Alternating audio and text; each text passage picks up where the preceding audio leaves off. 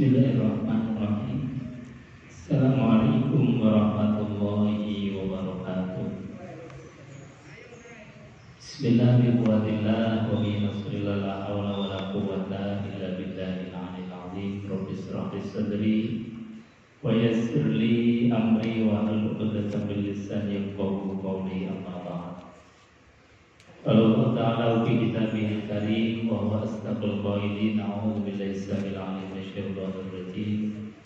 Bismillahirrahmanirrahim. Ya ayyuhalladzina amanu taqullaha haqqa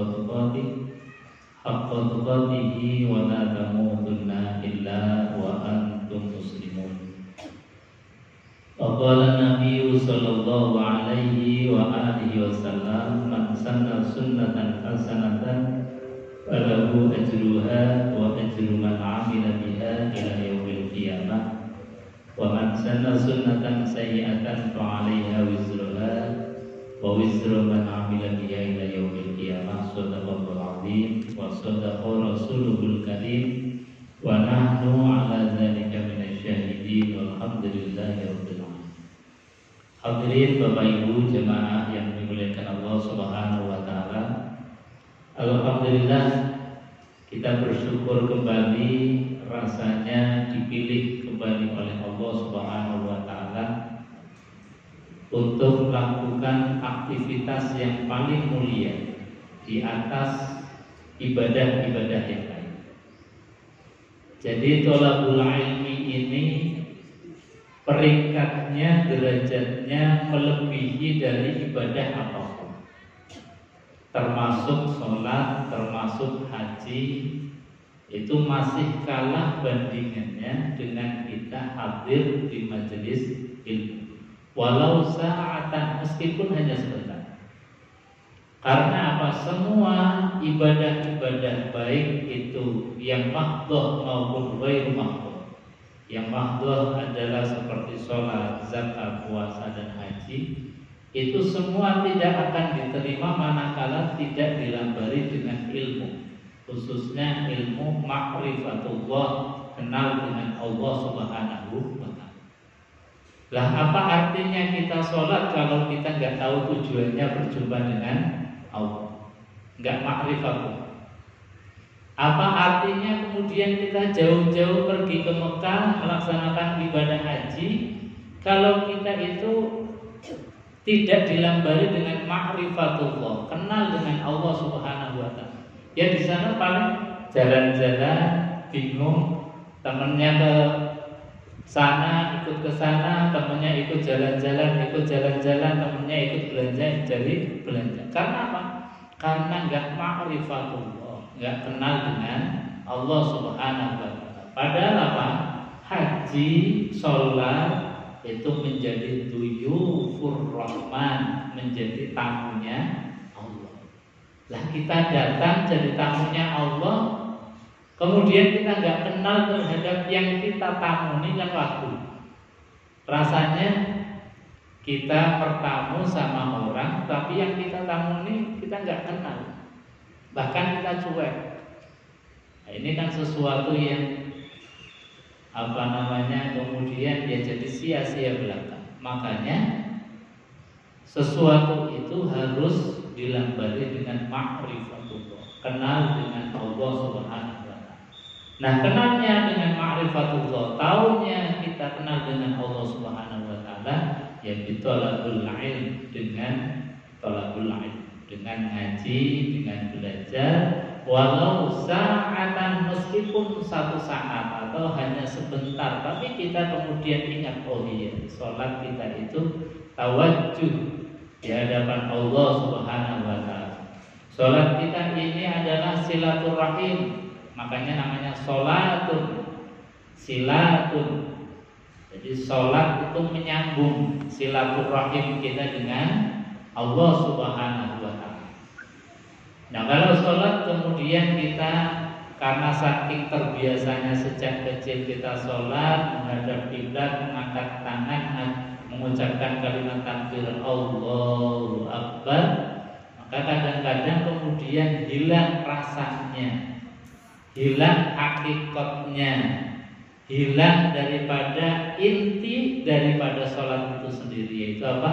Tawajjuh ilallah, berjumpa dengan Allah Subhanahu wa ta'ala. Nah, kalau kita ngaji kan kemudian diingatkan terus. Kalau ngaji kemudian kita disampaikan terus, sehingga apa?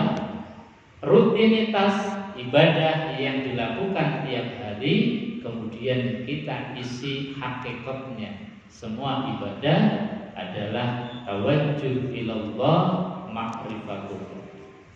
Makanya para ulama itu kemudian mengatakan di dalam kitab Aqidatul Awam misalnya, kitab tauhid yang paling kecil yang biasanya diajarkan di pesantren-pesantren, atau Sanusiah yang agak besar lagi, itu diajarkan para ulama mengatakan awwal wajibil 'alal insani ma'rifatul ilahi bistiqoni. Kewajiban pertama manusia sebelum ada kewajiban-kewajiban lain, sebelum ada kewajiban sholat, sebelum kewajiban zakat, sebelum kewajiban haji, kewajiban pertama itu adalah ma'rifatul ilah bistiqoni, yaitu kenal dengan Allah bistiqoni, dengan seyakin-yakin, dengan sekenal-kenalnya, dengan sedekat-dekat. Ini adalah kewajiban pertama kita. Maka hadirin Bapak Ibu jemaah yang dimuliakan Allah, ketika kita berada dipilih saat ini hadir kembali di majelis ilmu, majelis ta'lim, majelis zikir, ini adalah sesuatu yang sangat istimewa. Istimewanya apa? Karena saat ini kita ditakdir oleh Allah melakukan ibadah terbaik di atas ibadah-ibadah yang lain. Maka patut kita syukuri biqauli alhamdulillahirabbil alamin. Bapak Ibu hadirin jemaah yang dimuliakan Allah Subhanahu wa taala. Kita lanjutkan kajian kita tentang kitab Al-Hikam yang dikarang oleh Syekh Athaillah As-Sakandari. Ini sudah yang bab yang ketiga. Dalam bab yang ketiga ini kaitan erat dengan apa yang disampaikan atau yang disebut sebagai ruknul iman, yaitu rukun iman. Kita tahu rukun iman itu ada berapa? 6. Rukun iman ada 6. Pertama, iman kepada Allah Subhanahu wa ta'ala, jadi dengan ma'rifatullah. Kemudian iman kepada malaikat, artinya kita percaya bahwa Allah itu telah menciptakan malaikat dan malaikat itu sebagai guidance kita. Ada yang tugasnya untuk mengatur rezeki kepada kita, ada yang tugasnya mengawal kita kanan dan kiri kita, raqib dan atid. Ada yang kemudian menanyai di alam kubur, alam barzah, ada yang tugasnya mencabut nyawa dan lain sebagainya. Itu kita wajib percaya. Kemudian iman terhadap kitab-kitabnya Allah Subhanahu wa ta'ala. Allah pernah menurunkan kitab-kitab kepada para nabi dan para rasul. Kita wajib percaya. Dan tidak boleh umat Islam itu percaya hanya meyakini Allah menurunkan Quran saja, tidak boleh. Wajib percaya bahwa Allah pernah menurunkan kitab-kitab sebelum Al-Quran. Kitab Zabur diturunkan kepada Nabi Daud, kitab Taurat diturunkan kepada Nabiullah Musa alaihissalatu wassalam, kitab Injil diturunkan kepada Nabiullah Isa alaihissalatu wassalam, dan kitab Al-Quran diturunkan kepada baginda Rasulullah Sallallahu Alaihi Wasallam. Itu wajib sebagai fondasi keimanan. Kemudian iman bil-rusul, terhadap rasul-rasul, bahwasanya manusia itu memang sama. Secara jasadiahnya butuh makan, butuh minum, ada yang berkeluarga. Tapi ada manusia-manusia yang dipilih oleh Allah Subhanahu wa ta'ala sebagai uswah hasanah, sebagai contoh teladan.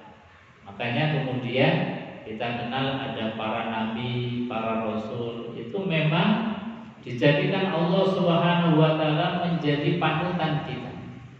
Dan sebagai khatamul anbiya wal mursalin, penutup daripada nabi dan rasul adalah baginda Rasulullah sallallahu alaihi wasallam. Maka semua itu harus kita imani. Itu namanya amantu billah wa bil malaikatihi wa kutubihi wa rusulihi, iman kepada rasulnya Allah. Kemudian yang keempat adalah iman terhadap yaumul akhir. Iman kepada hari akhir itu wajib percaya bahwasanya hidup kita ini ada batasannya, ada masanya. Suatu saat kita kemudian dipanggil oleh Allah, inna lillahi wa inna ilaihi raji'un. Oh, kemarin ada saudara yang meninggal. Oh, kemarin ada teman yang meninggal. Oh, ada tetangga yang meninggal. Kita kemudian disuruh oleh baginda Rasulullah SAW, maka ketika kita berziarah, ketika kita mengunjungi makbarah atau kuburan, itu disunahkan kemudian berdoa. Doanya, assalamualaikum ya ahlat diyaril kubur minal muslimin wal muslimat fa insyaallah lahiqun. Bahwasanya insyaallah kami pun akan menyusul, karena memang kita di dunia ini ada batasan, ada masanya, dan suatu saat nanti ada yaumul ba'ats, akan dibangkitkan kembali oleh Allah Subhanahu wa taala. Dan seorang muslim, orang yang beriman, wajib percaya bahwa nanti ada yaumul ba'ats, hari kebangkitan. Lalu apa untungnya kita percaya kepada hari kebangkitan? Bahwasanya nanti itu akan dimintai pertanggungjawaban oleh Allah. Hidup ini jadi tertata, hidup ini ada kontrolnya, hidup ini ada remnya. Beda dengan misalnya orang-orang yang ateis, yang tidak percaya, orang kalau sudah meninggal mati ya sudah, nggak akan ada dibangkitkan lagi. Nggak mungkin katanya yang sudah jadi tanah, lebur jadi tanah, sudah hancur tulang belulang, yang nggak mungkin dibangkitkan lagi menurut mereka.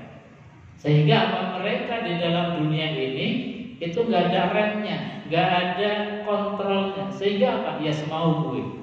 Beda dengan orang yang beriman, karena ada kontrolnya, ada remnya, maka di dunia ini kemudian berlaku hati-hati. Itu fungsi daripada iman kepada yaumul akhir. Dan yang terakhir dalam masalah iman adalah al-iman bil qadari khairihi wa syarrihi minallah. Iman terhadap takdir, ketetapan, keputusan Allah Subhanahu wa taala. Khairihi wa syarrihi minallah.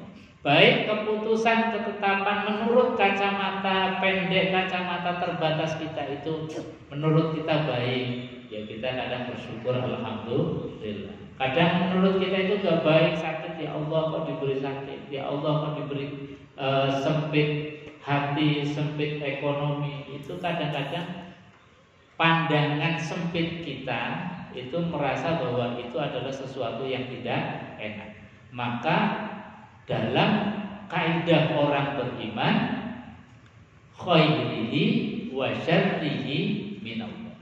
Takdir yang menurut kita baik maupun takdir yang menurut kita tidak baik, itu hakikatnya adalah dari Allah Subhanahu wa taala.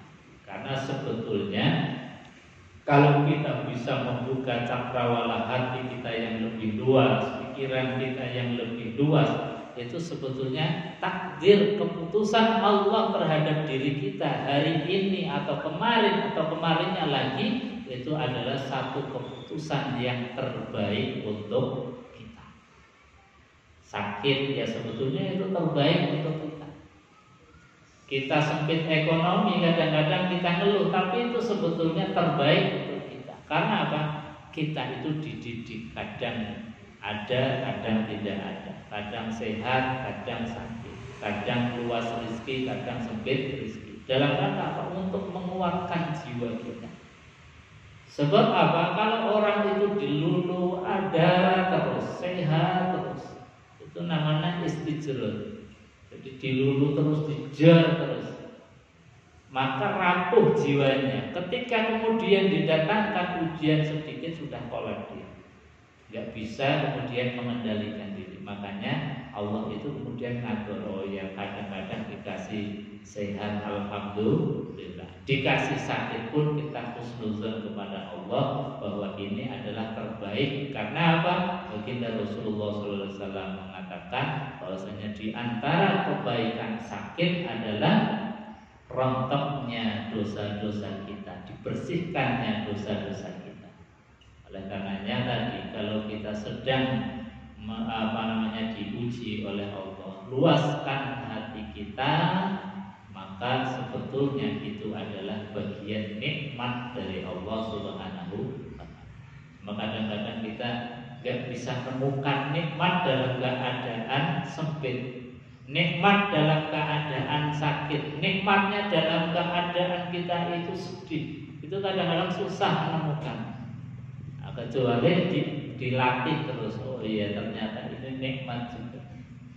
Biasanya ketemu nikmatnya itu setelah sehat. Ya Allah, iya, saya kemarin sakit, sehingga apa? Bisa cerita, bisa ngasihkan motivasi kepada orang lain, bisa membagi pengalamannya terhadap orang lain.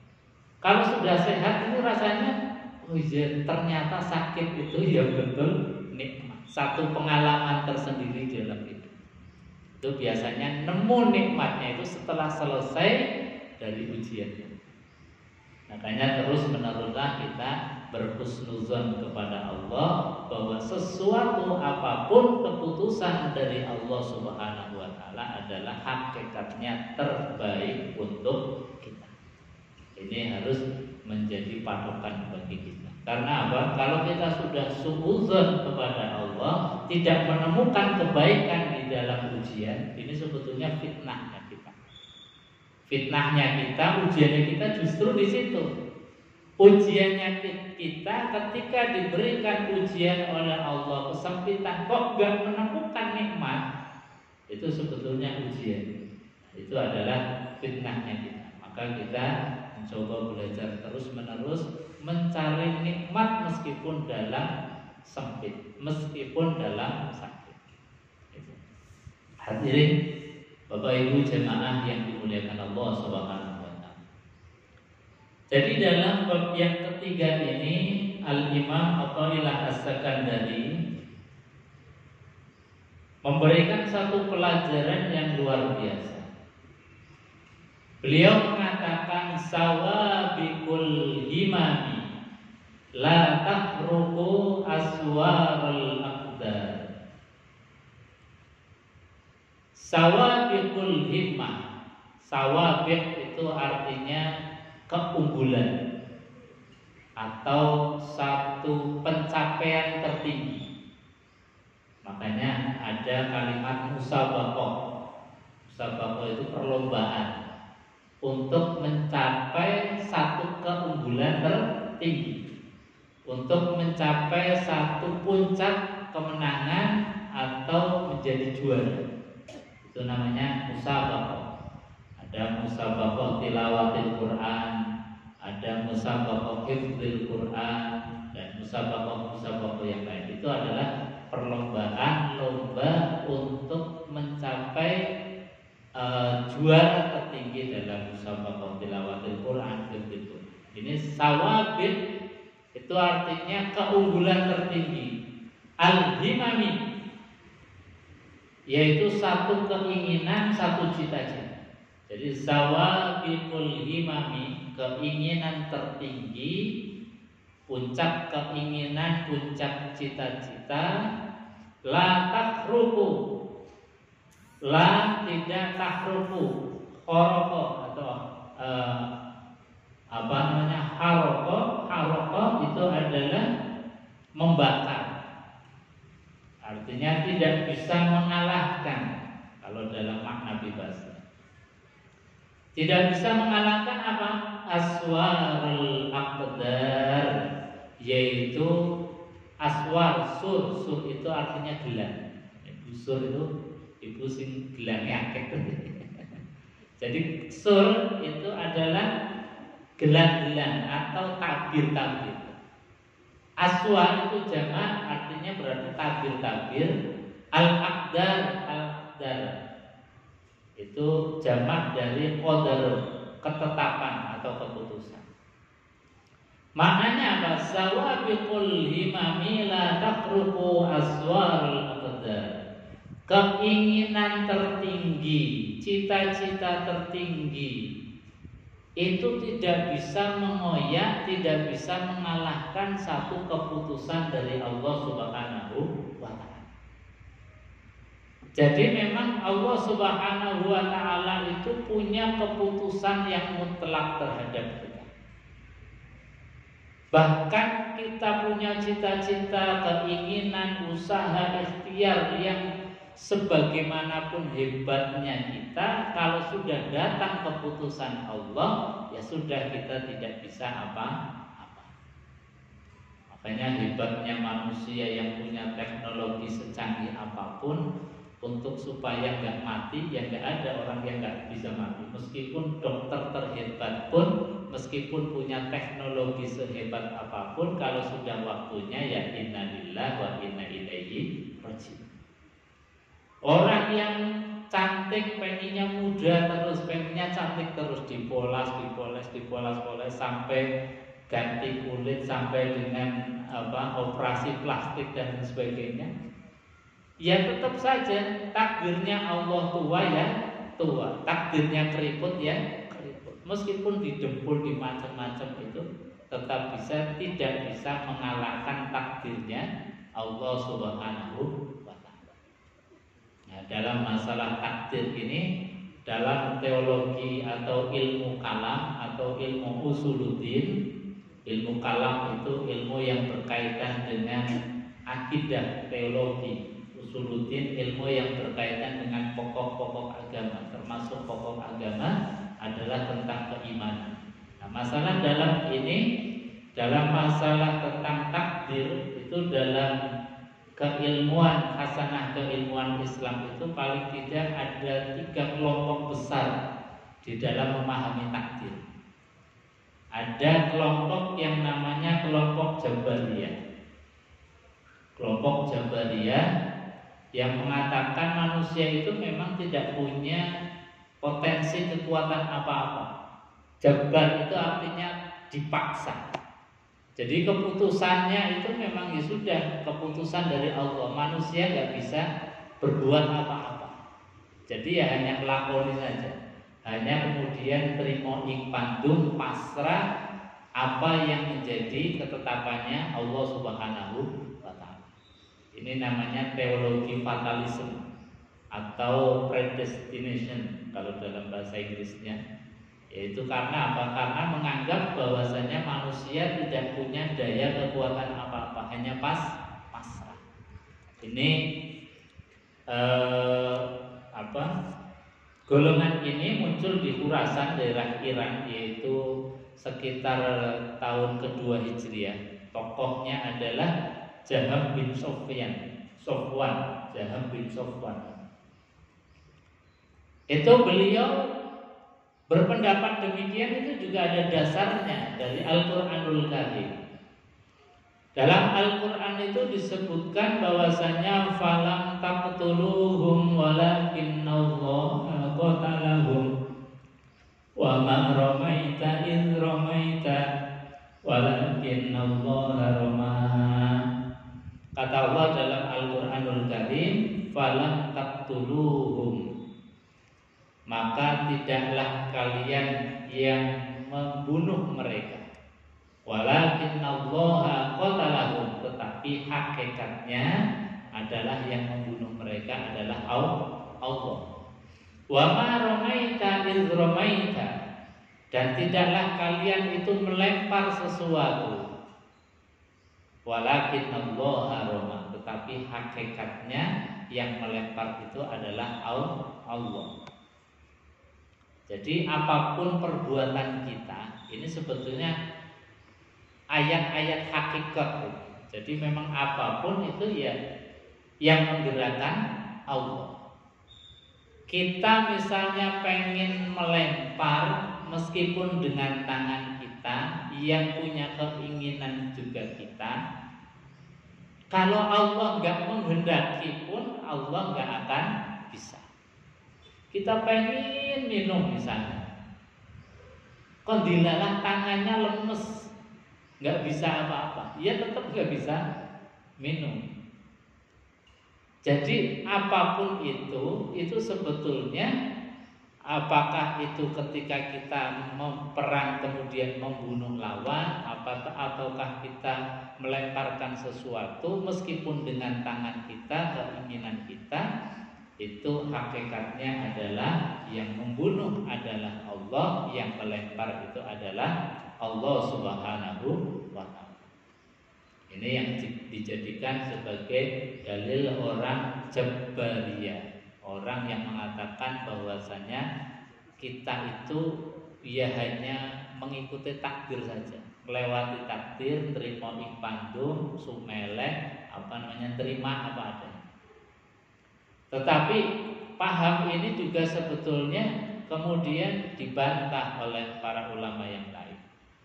Kalau semuanya itu kemudian atas intervensi dari Allah Subhanahu wa ta'ala, lah apa fungsinya kemudian ada pahala dan dosa? Wong itu semuanya yang menggerakkan Allah.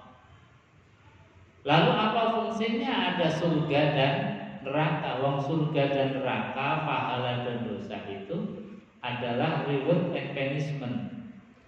Jadi hadiah dan juga hukuman terhadap apa? Terhadap perilaku kita yang sebetulnya oleh Allah Subhanahu wa ta'ala diberikan kebebasan untuk berkreasi.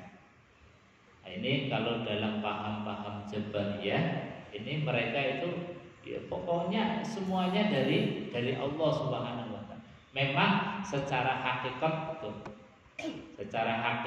itu semuanya dari Allah Subhanahu wa ta'ala. Tapi ada ayat-ayat yang sebetulnya syariat.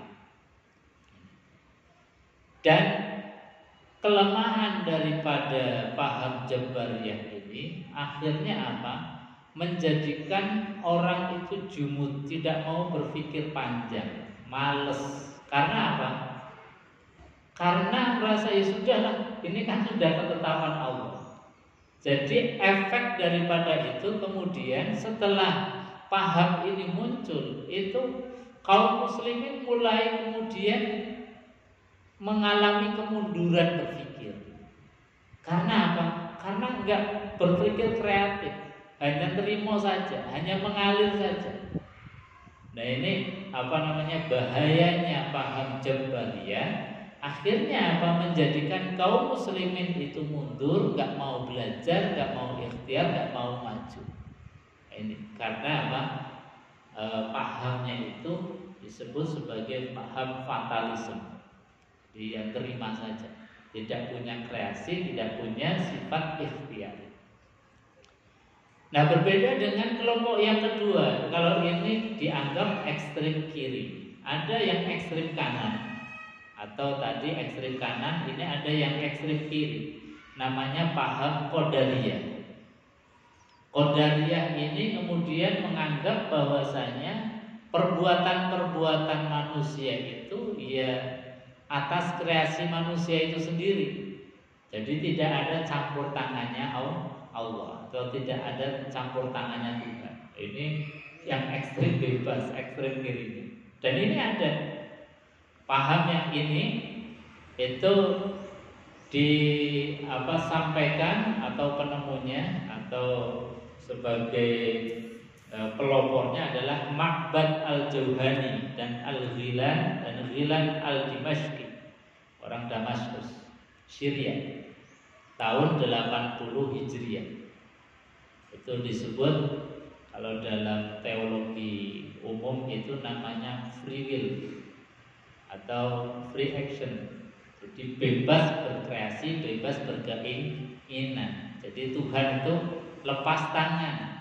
Tuhan itu nggak ada campur tangannya sama sekali.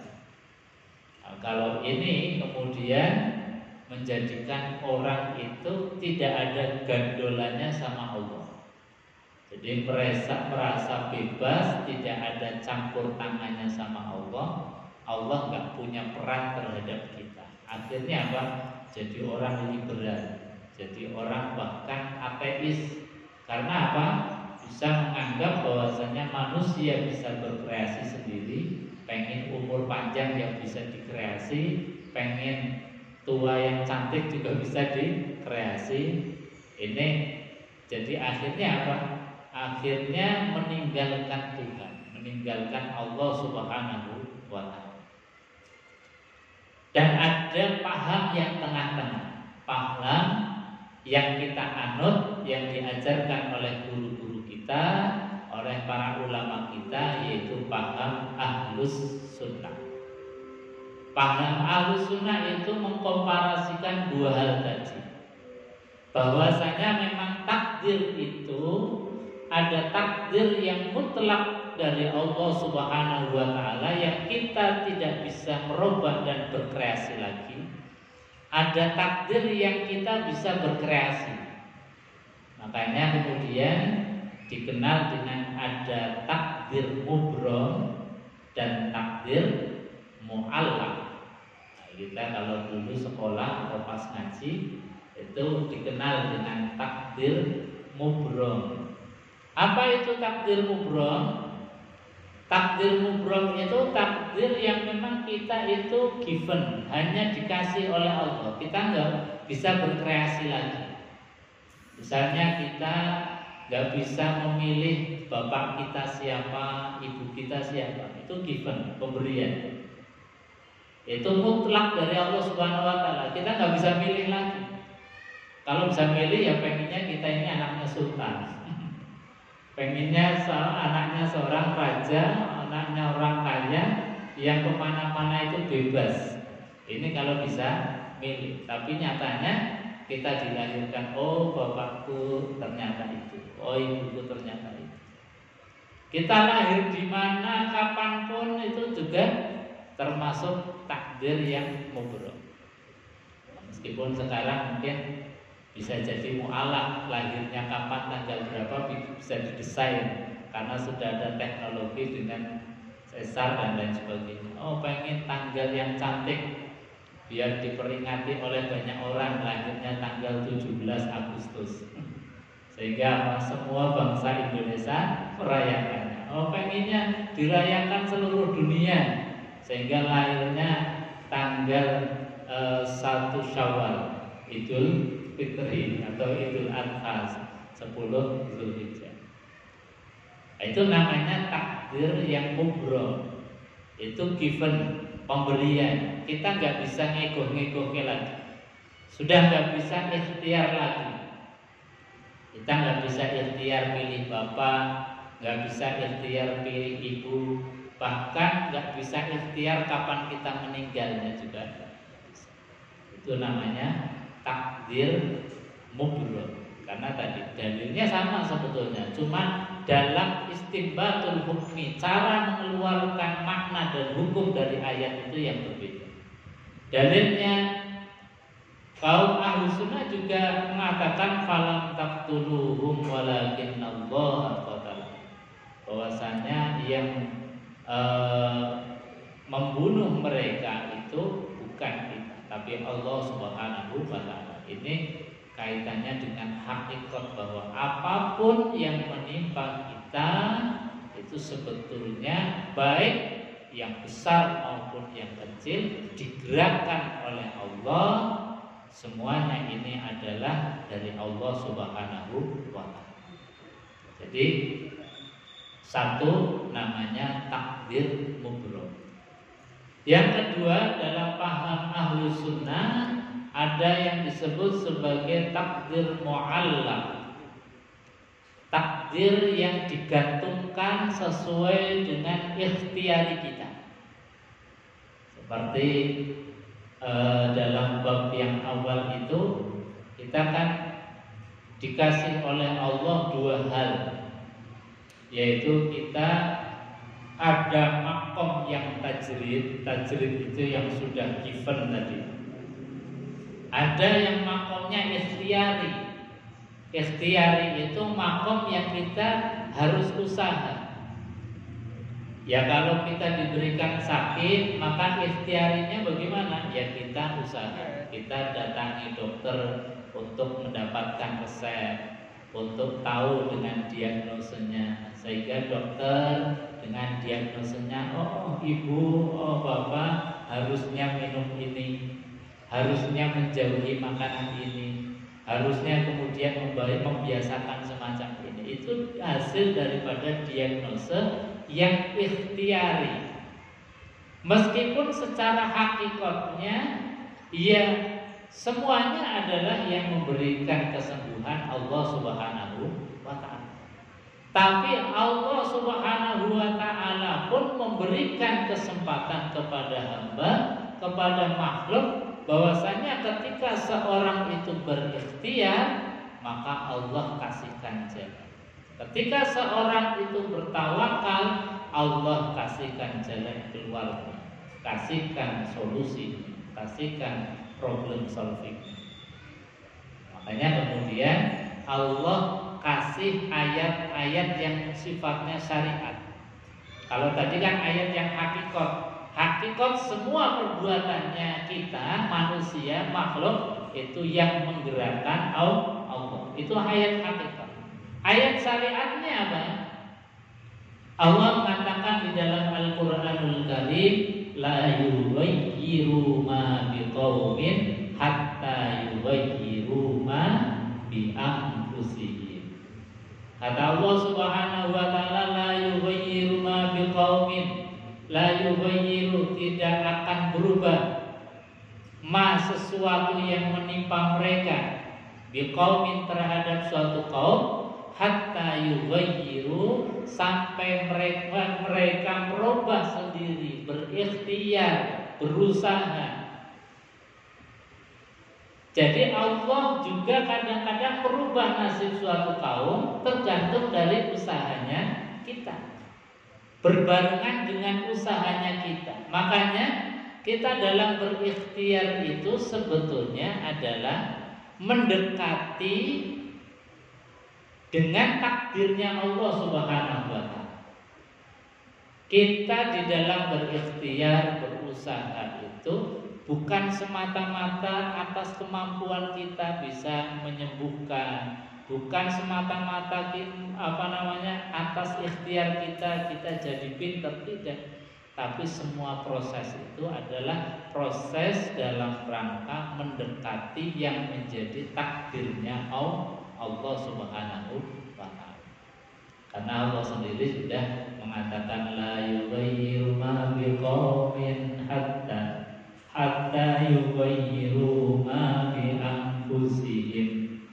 Tidaklah sekelompok kaum atau tidaklah seseorang itu akan berubah nasibnya, tidaklah suatu kaum juga akan berubah nasibnya kecuali kaum itu sendiri yang berubahnya. Jadi kalau kita misalnya negara atau satu komunitas atau diri kita pengen berubah nasibnya, ya kita merubahnya sendiri. Merubahnya sendiri nasib kita dengan menambah ilmu, belajar. Karena janjinya Allah, yarfa'illahu alladhina amanu minkum walladzina utul ilma darajat. Yarfa'illah, Allah akan mengangkat alladzina amanu minkum, yaitu orang-orang yang beriman di antara kalian, utul ilma, dan juga akan mengangkat orang yang diberikan ilmu, diangkat apanya? Darajat, derajatnya. Jadi kalau kita ikhtiar dengan belajar, ikhtiar dengan mencari kesembuhan, itulah ikhtiar-ikhtiar yang mendekati dengan takdirnya Allah Subhanahu wa ta'ala. Meskipun semua ikhtiar tadi, baik ikhtiar yang memang kita niati dengan sungguh-sungguh, yang kita betul-betul ikhtiar, yang kita cermat, yang kita betul-betul dengan semangat dan cita-cita yang tinggi, tetap saja kata Al-Imam Athaillah As-Sakandari, sawabiqul himami la tahruku aswaral aqdam.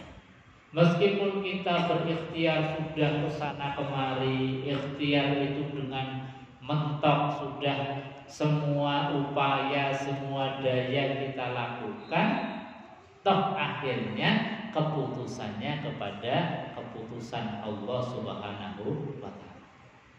Ini kemudian Imam Athaillah As-Sakandari mengajarkan kepada kita bahwa kita sebagai makhluk, sebagai manusia, kewajibannya adalah ikhtiar.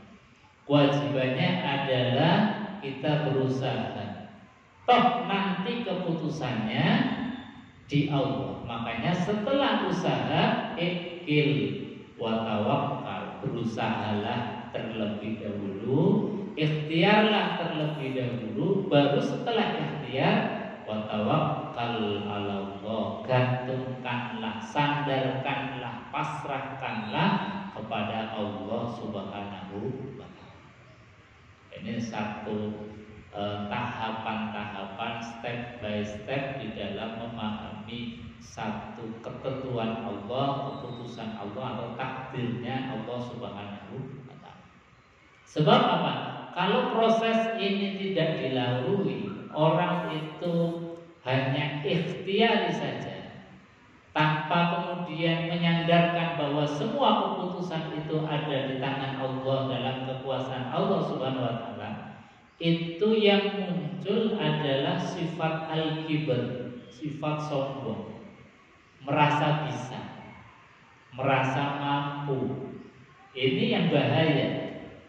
Kalau orang kemudian hanya ikhtiar saja, seolah Allah nggak punya atau nggak ada intervensi, nggak ada campur tangannya kepada kita, itu kemudian yang muncul adalah sifat sombong.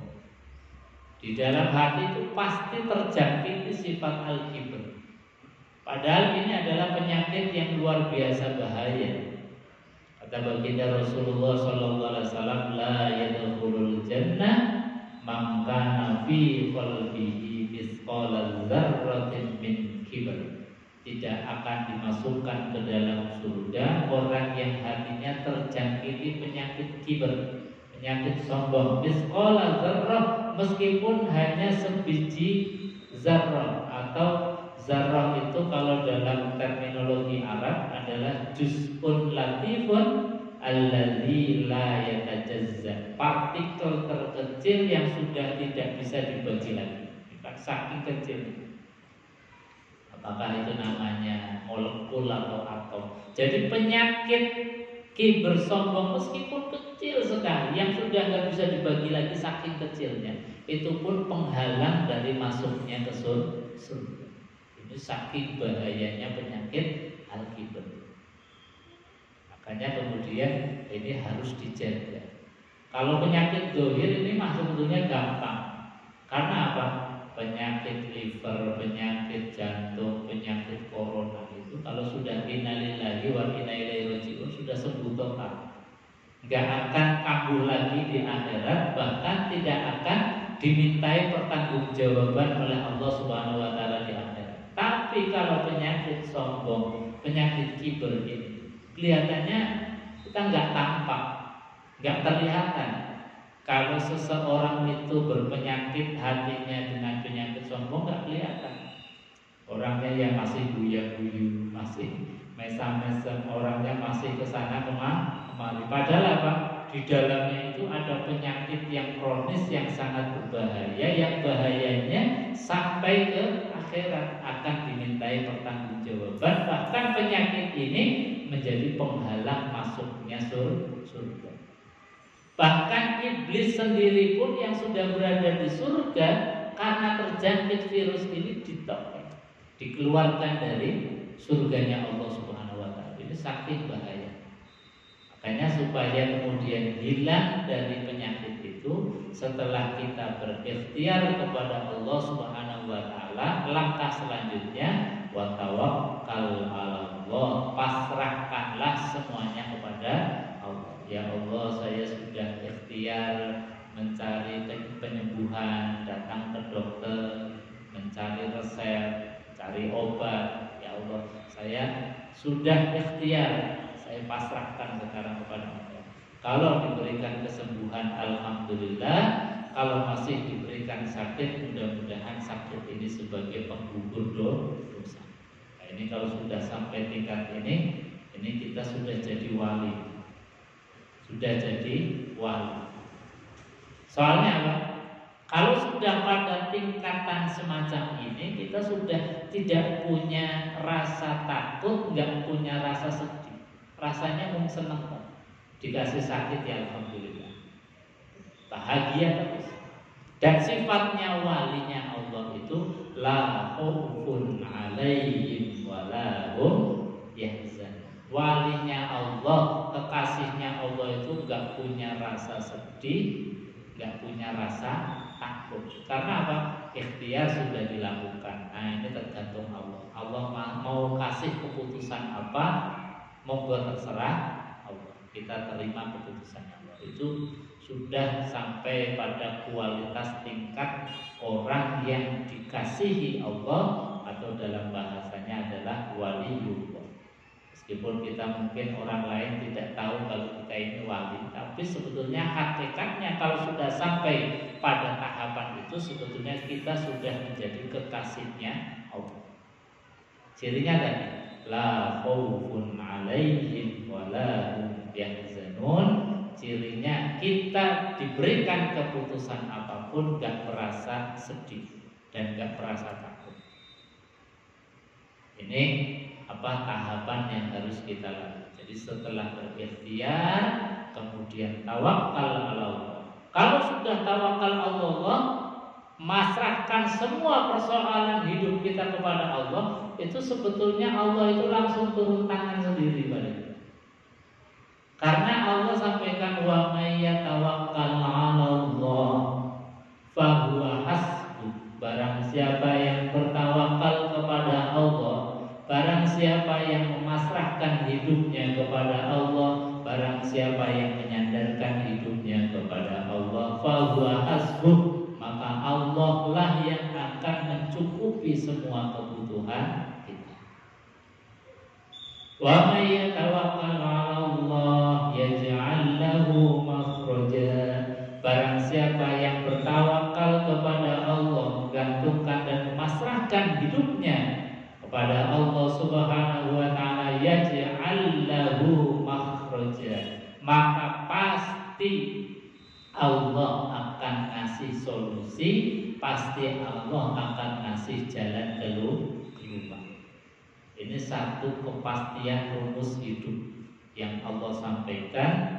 Makanya kalau tahapan-tahapan dalam hidup ini kita sudah lalui, kita dikasih soal, dikasih masalah, dikasih problematika hidup, kemudian kita ikhtiari, kita berusaha, kita melakukan satu upaya, satu daya untuk kemudian bagaimana keluar daripada ujian dari Allah. Setelah itu kita pasrahkan. Nah, kalau sudah pasrah yang diawali dari tawakal, maka Allah pasti akan turun tangan terhadap problematika hidup kita, terhadap masalah itu. Kenapa Allah belum turun tangan? Karena kadang-kadang kita masih merasa bisa, masih merasa mampu, masih merasa kuat, masih merasa pintar. Jadi kalau Allah terhadap hamba-hamba yang masih merasa ini, masih udah biarin saja, dia kan masih mampu, masih kuat, masih hebat, udah dijar aja sama Allah. Tapi kalau kita sudah kemudian tawakal kepada Allah, langsung janjinya Allah, wa may yatawakkal 'ala Allah fa huwa hasbuh.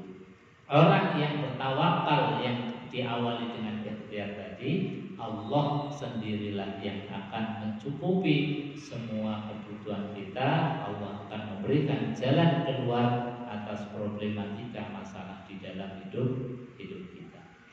Hadirin jamaah, Bapak Ibu yang dirahmati Allah Subhanahu wa taala, saya kira itu untuk kajian pada siang hari ini. Mungkin sebelum ditutup ada tambahan atau yang ditanyakan, silakan. Sambil nunggu pertanyaan kalau ada. Ini pengumuman untuk kajian Kamis insya Allah akan dilaksanakan di Pondok Pesantren Tahfidzul Quran. Monggo Bapak Ibu yang bisa hadir di Pondok Pesantren Tahfidzul Quran sebelah barat SD Islam Al Azhar 14 Maret. Monggo kalau ada pertanyaan. Kalau tidak ada mungkin monggo Ustaz.